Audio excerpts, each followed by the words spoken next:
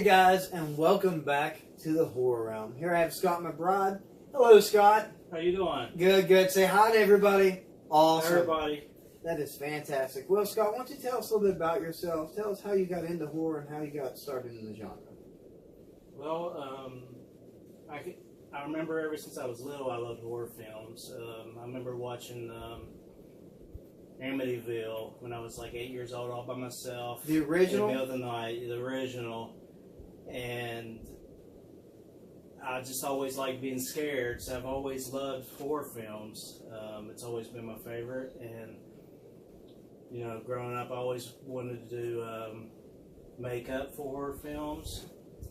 And then when I did get in college, I did some makeup work, and I filmed quite a few. I was the cinematographer and editing for some student films that were horror films. What was a lot of my friends loved horror too, so they did a lot of horror films. Can you name some of the titles of those that you worked on? Oh man, cannot remember. Too long. That's fine. That's fine. Yeah, they're really cool. I mean, I can tell you the premise of one. It was mainly like this guy who preyed on women, and would like hook up with women through the internet and stuff. So he would meet these women, then he would kill them. Well, it sounds like a good time. So this last woman, you know, that he met and stuff, she ended up being a succubus, and so she ended up killing him at the end of the film. She ended up basically doing what he was doing, so he kind of got what girl power he deserved.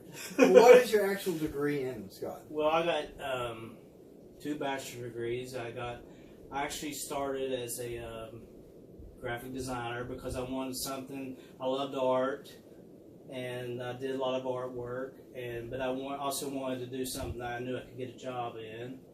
And so I did graphic design. Because West Virginia is awesome job market. Yeah. But that's not what we're here for.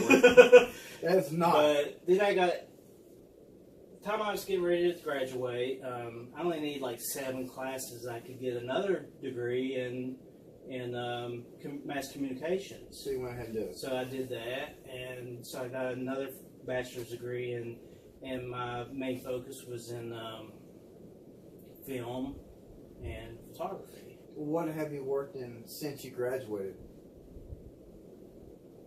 Well, video-wise, I've done some. I worked on a few music videos. Okay, that's cool. Were they rock themed horror? No, one was country, and the others were more like jazz. Really? Yes. Did Yeah. you like that Jazz. split off? Was it good to get that different perspective? It is, because you know, it is different. The lighting and all that stuff's different. So, yeah, it's just all of it's really good. Experience and stuff. And you learn more, you know, in different genres and stuff like that. So, I probably worked on, I think, 6 different music videos, and actually 2 of them were for a remake. And that's all after college. Yeah. One was Chillers. If you remember the 80s movie Chillers, yeah. This group from Canada, I'm trying to think of the name of the group, Buddy Black is the name of the group, Buddy Black. They were such a fan, because the guy who wrote Chillers and did Chillers is actually a professor at West Virginia State University that we went to. Nice. Yes, I also went to state. Now you know that as well. I also have a degree that sits on the mantle somewhere and collects dust. It's actually about a $15,000 cup holder. That's what it amounts to. Yeah, that's about what mine is. I mean, nowadays I think you got to make your own. Or know somebody. But yeah, and he wanted to do the actual couple of songs that were actually from the movie, and we did videos for. I actually worked on the music videos for that, and turned out pretty good because he did some comic books and stuff for Chillers. Also came out with some couple comic books for it at the same time. And that was probably the year 2000. I want to say 10 or 11 is when this happened. Okay, so you really like to stay in the film arc more so than photography or radio? I mean, I never really wanted to get into radio, but when I, was doing my mass communications, I had to take a radio class, and which was really cool. And you learn how they, speak. They speak different on the radio than they do, another film.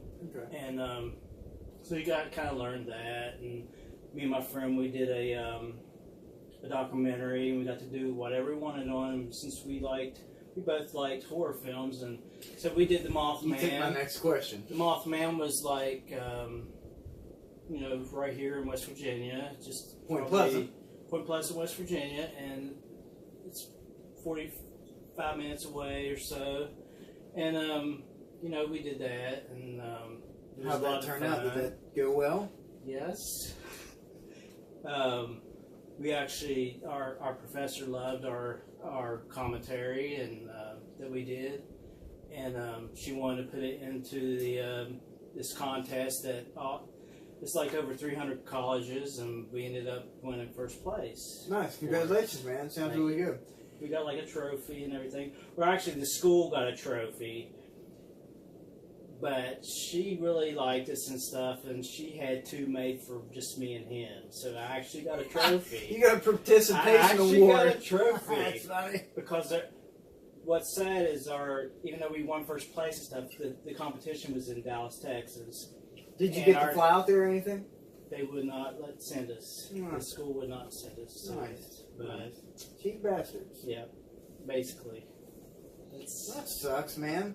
That's cool that you got all those different experiences. So when you put all those together, what films are you excited to see coming out in 2018, 2019? Are you excited for anything, or are you just tired of the... Nah, I'll never get tired of it. I mean, even, the cheesy horror films, I think you're a true horror fan when even you love the cheesy ones. You know what I mean? The B-rated movies.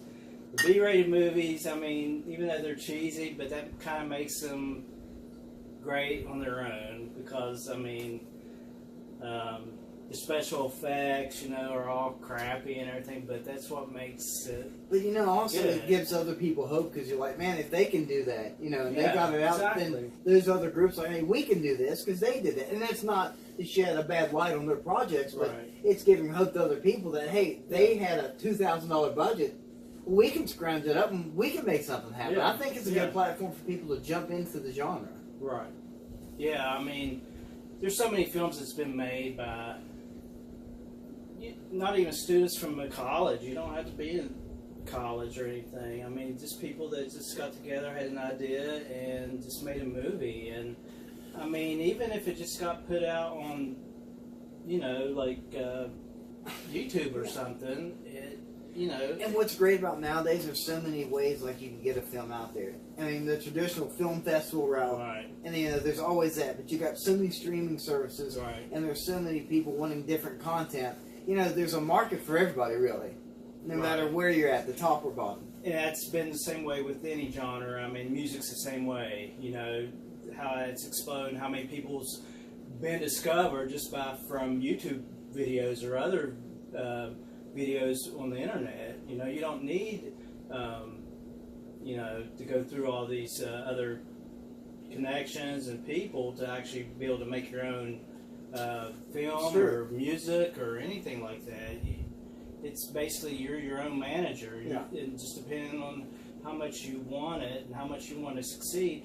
I mean, your first one might not do as good, but look at all the other greats who their first film might have not done it so great either. If you look at their first film from even their second film, and their second film was just killer, and you go look what they did before that, you learn so much. It's night and day. Yeah, just from one video or one shoot, you get that foundation. You learn so much from one film to the next. Right. It's amazing. Just from me doing this channel or just shooting like pre-shoots from the woods and stuff like that, you learn like how the cameras work, what doesn't work in some lighting, what does work, you know, and how to act on camera. You just take that base and you grow with it. And I agree completely, man. Right. That's a good analogy. Yeah. So, what films do you think you want to see in 2018, 2019? Being a horror film buff, I mean, I really love horror. I mean, I like every genre basically. But specifically, but my favorite is horror. I mean, like, you know, going to school and everything. I was telling you about, you know, filming movies and stuff like that. But my dream job was always doing makeup, horror film makeup. Did you ever watch that show on that? Can't really Face name. Off. Yeah. Okay. Yep. Good. Did you like that? One Did of you the ever try guys- to get on that show? No. Because I saw people from West Virginia. There was a and guy from West Virginia. and he did really well. I think he got second. Yeah. He came runner up. And that's a big accomplishment. He's a friend of mine. A lot of my friends actually know him, and everybody's like, "Man, you need to get with him because he could help you and all this." Yeah. But I've talked to him a few times, but still don't think we got the connection where a lot of my friends are his friends. Yeah. But I cannot think of his Robert Hattie. Is Is that his his name? name? Yeah, Okay. Robert Hattie. He. There's a lot of talent in film West Virginia. I think it's Yeah. just the economy. It is. I kind of digress. There is a lot of avenues to put things out, but in West Virginia, it seems like especially hard in Appalachia area. Yeah, You know? I think it might just be the people itself and the way. I don't know exactly, but I mean, I don't think it matters where you are. If you got an idea and you got the Drive. to do it, No, I agree. you can do it anywhere. Because look at these horror films that, like Wasn't it's Pork based Chop, in West Virginia. the Pork Chop series filmed on iPhones? Yeah, right? there's in the state of West Zombie Virginia? Babies. Zombie. I know. Yeah. That guy did Zombie Babies Yeah. in West Virginia. And then you got films that's supposedly based in West Virginia. They're not even filmed in West Virginia. Hills They're- Have Eyes, Canada. Filmed. No, they're I filmed in Canada. love Canada. Love my Well, Canadian the friends, but- reason people film in Canada it's cheaper. because it's a lot cheaper. Yeah. Yeah, but how much A lot would of it come people. here? You know what I mean? Yeah. Well, nowadays, a lot of people now are filming everywhere. They're getting away from just staying in California and but the Toronto, studios and stuff like that. And a lot of people are going to New Orleans.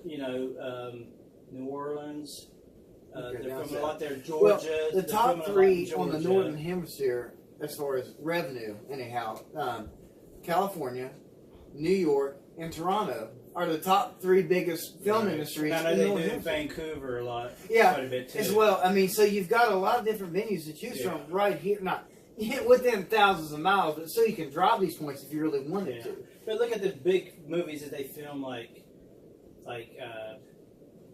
what is it called? Super 8.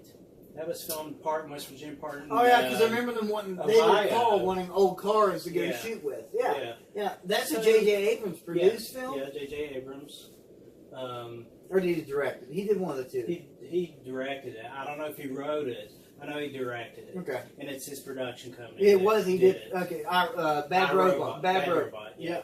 And dude, what he's done with that company, and him trying. I know this is off the subject, but what he did with that company and trying to make this whole MonsterVerse is really cool. And that just started how he has Slusho and all those films. It's really cool to see one person take an idea and just stick with it. You know? Yeah. And that's cool to see. And you have, your greats that did that.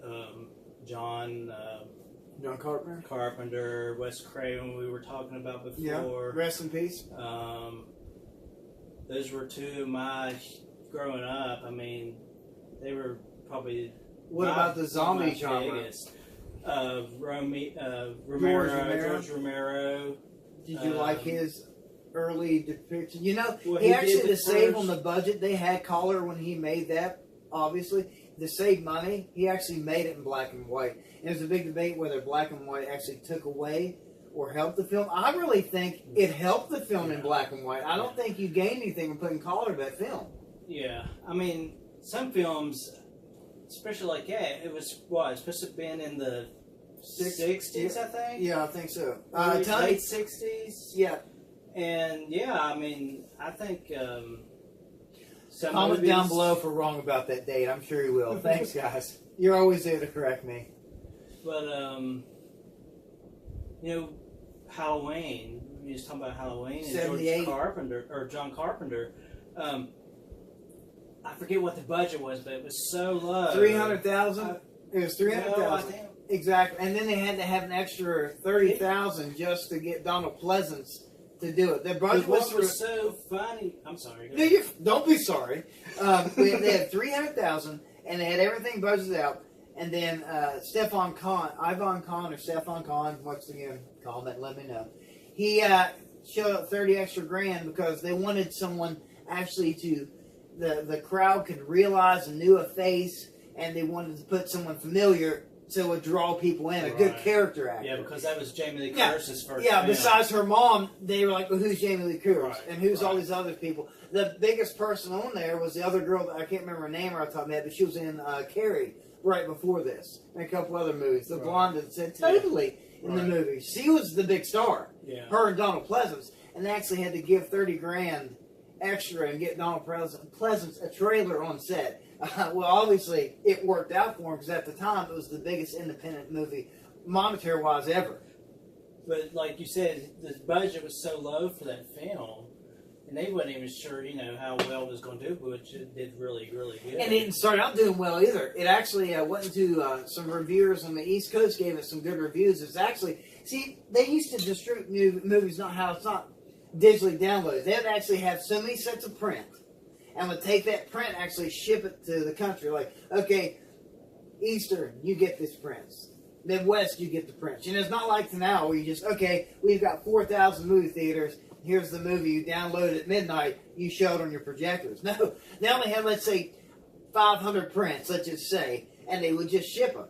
And they was doing atrocious, screwed. And this one guy saw it and took one guy and word of mouth. Hey man, you gotta come see this movie. Bring your friends, your girlfriend, your dad, and that's how it took off. And they replayed it, and it made a great bunch of money. Yeah, and I don't even know. I can't even remember if that was John Carpenter's first film. It's him, Yes, it was. It's him and Deborah Hill. He was married. Well, got married too for a while. Yeah, but Deborah Hill was also his partner. Yeah, but she did like he did. No, I'm sorry. His first film was right before this. It was a student film that turned into a feature film. Remember about space? Right. I can't remember the title of that. Because I know his second film was the horror train. I think it's the name of it, which Jamie Lee Curtis also starred in. Are you sure? See, I thought this was his second film, Scott. I thought. No, I'm not counting his student film. Okay. Because I thought he went from that student film, the one about space, to directing Halloween. Yeah, that's what I'm. Okay. Yeah, okay. Yeah, we're right on that. Okay. But I wouldn't count the student film. But okay. Well, it made it to. You know what I That's mean? fine. They made it to production. Because most of the greats did have great student films. I mean, well, you can tell early on if someone's that talented. Yeah, just like what's his name? Shoot, I can't think of his name. Forgive me. Please don't say Eli Roth. I hate that. No. But the guy, shoot, he did Edward Scissorhands and Edward Scissorhands. With Johnny Depp. Nightmare Christmas. Who are you thinking of? I mean, you're not Tim Burton. Tim Burton. Okay, His student film was really cool. Tim Burton. He did animation. He did an animation. Was it animated? Yeah. Makes sense. And what is so cool about his student film, the great Vincent Price did the audio commentary for it. Going back to Halloween, what I did like about John Carpenter's decision making was, and that's what I would do if I had the budget, because I'd like to direct one day, but how he had that little bit of budget, but he spent most of his money on sound and camera. So it looked like a super expensive movie. Yeah. You know, like at the time, probably $10 million probably was a big budget then, maybe. I know now it's outrageous. A low budget film now is $30 million, up to $30 million. That's crazy. Yeah. You don't start getting a high budget, 70 to 120 million. It boggles the mind. But to him to be the foresight to say, okay, we don't have great actors, we don't have this, what will make our movie, what more money spent well do the best in this movie, and it was putting the best camera lenses, you know, and having the best studio do the sound. And I don't know what, and I forget what it was at the time, but he did it, had the print shipped off to that studio, and he did it.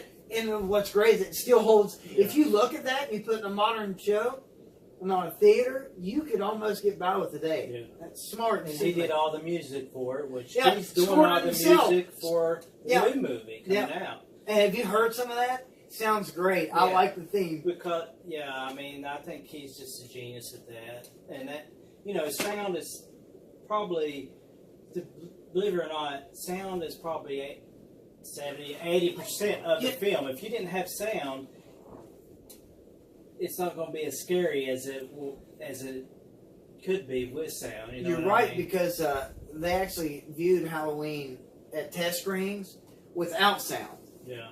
And a few selected, you know, that he knew, and they were like, well, this is shit, you know, complete atrocity. This isn't scary. This is stupid. This is stupid. The babysitter sucks. Originally, it was titled The Babysitter, but anyhow. But then they added the sound. He went and he pounded out like a day, 3 weeks or something, that he, not long to make a whole musical score by himself. He played piano and just started hitting notes on the piano. Yeah. And they came up with that classic score. They edited, put that sound in there, said to the same test group, here it is, retry it.